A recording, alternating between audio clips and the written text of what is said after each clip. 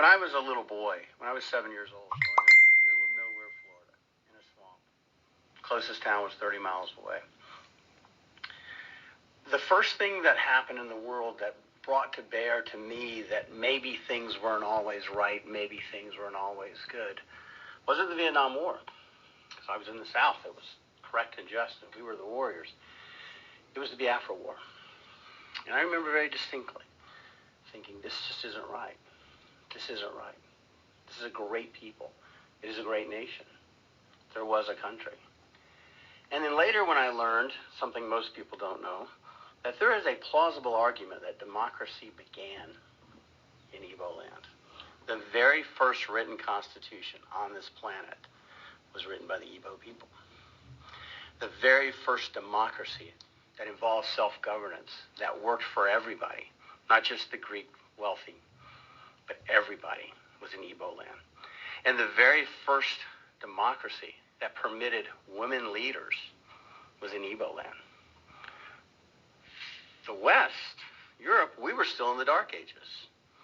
And yet the Igbo had figured out a way to have a just and meaningful government, and a just and meaningful society, and due process, and fairness. And to this day, you see a great many Igbo leaders that are women. So it is my honor to have been able to work with the Igbo community. We are contemplating preparing an appeal to the United States Supreme Court related to the senseless slaughter and what we believe to be the genocide of the Igbo people.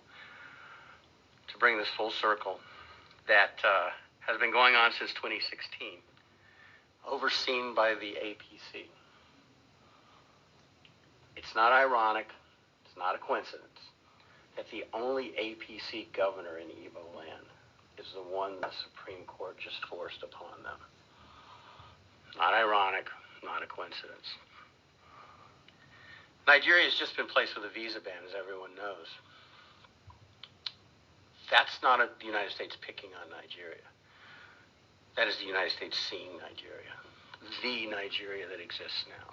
Not the historic Nigeria, not the hopes of 1960, not the hopes of Iransi, not the hopes of the three founders, not the hopes back to the 900s. That's what Nigeria has become.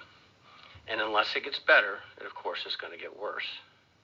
It cannot get better unless the judiciary can be a bulwark against the corruption, against the senseless slaughter, the genocide, the tribal hatred, the regional issues of one part of the country gets to have the oil, one part of the country gets to grow the food, the other part of the country gets to have the finance and the business, and then the rest of the country gets to have the guns and the power, and tells the rest of the country what to do, or else they will perish.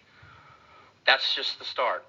And the visa ban is just a start. If you read President Trump's words, compared to what he said about the other nations, it was as harsh or harsher than any other nation. He did not write this, or this wasn't written as though it were addressed to a strategic and historic ally. He was tougher on Nigeria in some regards than he was on the Sudan. And Sudan, who has been on the terrorist list for a long time, rightly or wrongly, that's where Osama bin Laden lived. That's where Al-Qaeda was born and nourished and nurtured.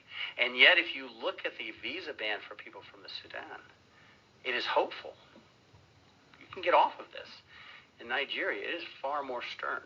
So the people of Nigeria need to understand this. And the Supreme Court needs to understand. They have an opportunity to correct a wrong. And it is a wrong that is so blatant and so apparent that it is almost the stuff of comedy.